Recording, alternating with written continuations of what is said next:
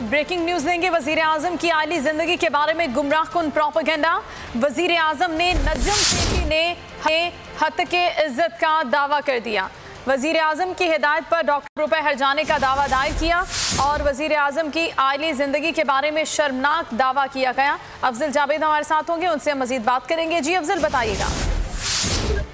जी देखिए, वज़ीर आज़म इमरान खान की जो आइली है उनके बारे में जो नजम सेठी की जानिब से बेबुनियाद प्रोपेगेंडा उनके टीवी चैनल्स पर किया जाता रहा है, उस पर जो है वज़ीर आज़म इमरान खान ने सख्त तशवीश का इज़हार किया और अब वज़ीर आज़म इमरान खान ने नजम सेठी को जो है अदालत में ले जाने का फैसला किया और इस हवाले से मुमताज़ माहिर कानून डॉक्टर बाबर वान से जो है नजम सेठी के बयान से मुतालिक जो मतन था उस पर भी मुफस्सिल मुशावरत की और उसके बाद डॉक्टर बाबर वान को हदायत की थी। वज़ीर आज़म ने गुज़िश्ता रोज़ से नजम सेठी के खिलाफ 10 अरब रुपए का हरजाना का जो दावा है वो दायर किया है, जिस पर बाबर वान ने वज़ीर आज़म की हिदायत पर न सिर्फ दावा दायर किया बल्कि इस्लामाबाद की जो डिस्ट्रिक्ट अदालत है और उसमें जो है कि जो इज्जत का जो दावा है वो जज के रूबरू जमा करा दिया।